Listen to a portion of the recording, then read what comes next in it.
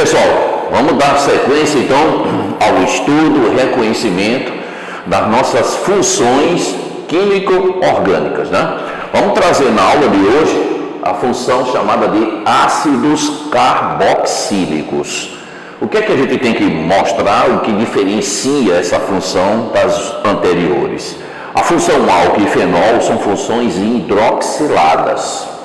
Enquanto que nós vimos a função das cetonas e a função química dos aldeídos, ela já entra no grupo das funções com carbonila, oxigenada sim, mas com a presença da estrutura da carbonila. Esta função que a gente vai trabalhar agora, ela também tem a carbonila, só que tem um diferencial. Essa carbonila, que é esse grupo aqui, gente, ó, esse grupo CO, a gente chama isso aqui de grupo carbonílico, ele agora passa a estar ligado diretamente a essa hidroxila, ok? Quando a gente tem só a estrutura carbono-oxigênio, grupo carbonílico, na ponta da cadeia, na extremidade, é o aldeído. Entre carbonos é a cetona. E agora, ligado ao grupo OH, nós chamamos isso de carboxila. Então, carboxila representa uma união da carbonila com a hidroxila. É mais uma função, né? Esta, daí vem a menção, ácidos carboxílicos, compostos químicos que vão apresentar a estrutura da carboxila. Professor, e por que ácido? Daqui a pouco a gente vai trabalhar com propriedades. Eu menciono porque eles vão ser chamados o que? De ácidos. Então, continuando, aqui está a representação do seu grupo funcional. E não esquecer, né, gente? Esse R aqui, ele salienta sempre uma sequência. Isso aqui passa a ser uma cadeia de carbonos, né? É a cadeia carbônica que a gente teria aqui. Aqui estaria a minha cadeia carbônica, pode ser aberta, pode ser fechada, ramificada, etc. É uma cadeia, uma sequência de carbonos. É muito comum a gente encontrar a representação desses componentes químicos assim, ó. Nós chamamos isso de representação condensada, tá bom? Isso aqui passaria a ser a nossa representação condensada. O R, a cadeia, C, O, aquela estrutura ali, carbonila com o grupo hidroxila. Perfeito? As propriedades são importantes sim, porque a gente tem diversos tipos de questões que não se limita apenas a você reconhecer. O algo a mais é trabalhar com solubilidade, ponto de ebulição, características físico-químicas. Então guarde isso, que isso é bem importante na comparação de outros componentes químicos. Salienta-se que eles sejam polares. Vale frisar sempre, né, pessoal? A única função genuinamente apolar seria dos hidrocarbonetos. Todas as outras funções que a gente vai estudar aqui, elas serão polarizadas. Agora, tem estruturas polares com ligações de hidrogênio, que é de uma intensidade maior, e tem outras que é com dipolos permanentes. Esse grupo de compostos aqui está dentro aquelas funções que vão apresentar ligações de hidrogênio, que são forças intermoleculares de alta intensidade. Daí, a gente tem uma situação que esses componentes químicos têm uma excelente polaridade. Porque veja e observe, né, que você tem a hidroxila, que eu tenho em álcool, e tenho em fenóis, que só por conta disso aqui já é polar. Eu tenho esse grupo aqui, CO, que é o grupo carbonílico, que eu tenho nas cetonas, tenho nos aldeídos e também é polar. Então, estou unindo duas estruturas polarizadas. Logo, essa estrutura química aqui tem uma altíssima polaridade no seu grupo. É por conta disso que o ponto de ebulição de seus componentes serão elevados. Então, quando você compara uma função como esta, um hidrocarboneto, uma cetona, um éster, um éter, um maleto, etc., vai levar muita vantagem aqui.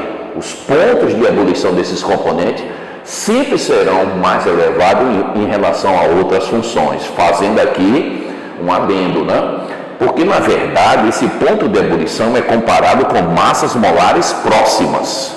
Eu não tenho como você memorizar, decorar que isso tem um alto ponto de ebulição, aí eu pego um alcano, um hidrocarboneto, que é quimicamente apolar, ele tem 50 carbonos, e vou comparar com um composto desse aqui, que só tem um. Aí tu decorou que ele tem alto ponto de ebulição, quer dizer que o ácido metanóico consegue superar o ponto de ebulição de um ácido e um alcano com 10 carbono como o decano? Não supera.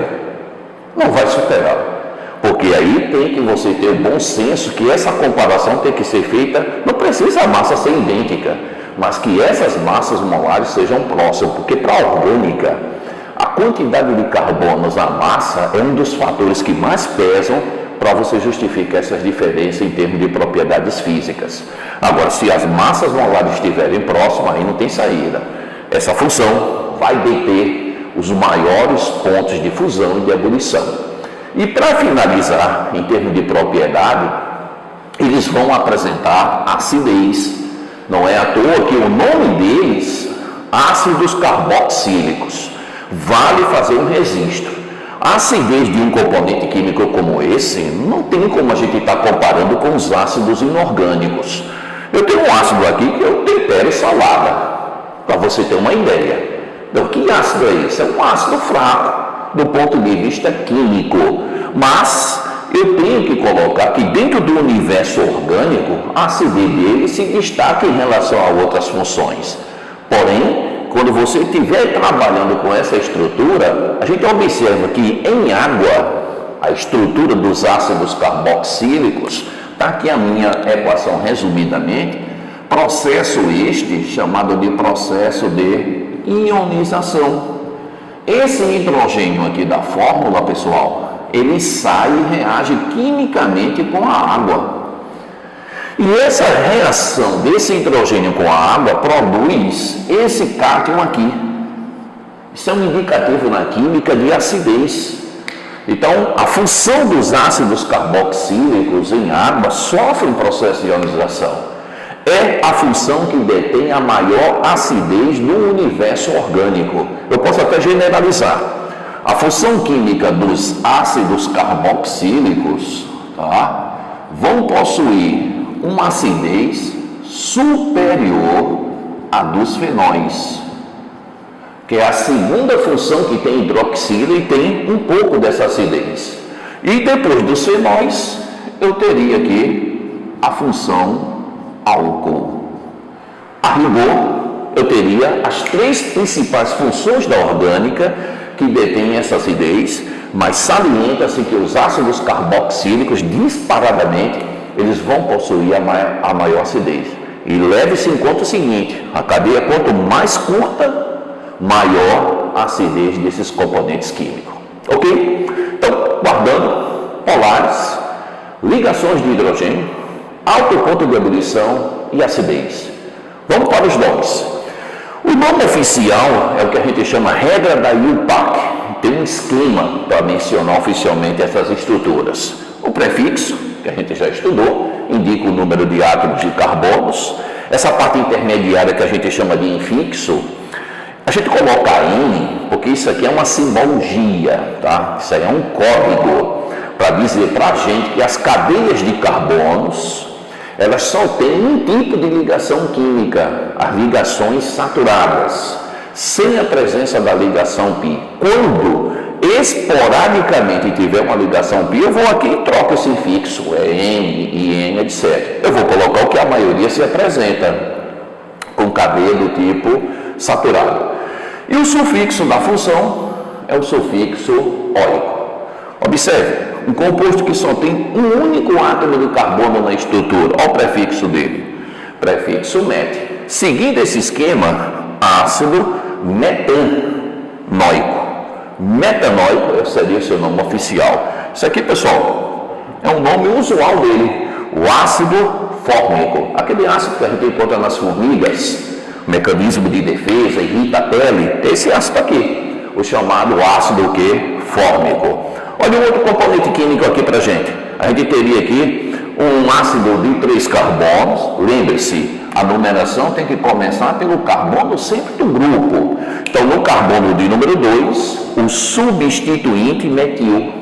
cadeia com 3, ao prefixo prop, 2-metil-propanóico. Não esquecendo de um ácido também, que eu gostaria de mencionar aqui, que ele é importante, porque aparece em diversas outras funções orgânicas aqui para a gente, é um ácido que possui 2 carbonos na sua estrutura.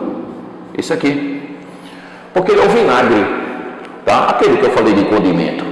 O vinagre tem esse composto químico aqui, óbvio. Não vamos colocar aqui 100%, mas boa parte da composição química do vinagre é com essa estrutura química aqui. Qual é o nome? A gente chegaria aqui, ó. Oficialmente, eu teria ácido, 2 carbonos, prefixo et, o infixo AN e o sufixo oico.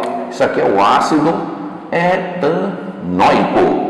Usualmente, ele é chamado de ácido acético, o principal constituinte o que? Do vinagre. Ok, gente? Valeu e até uma próxima oportunidade.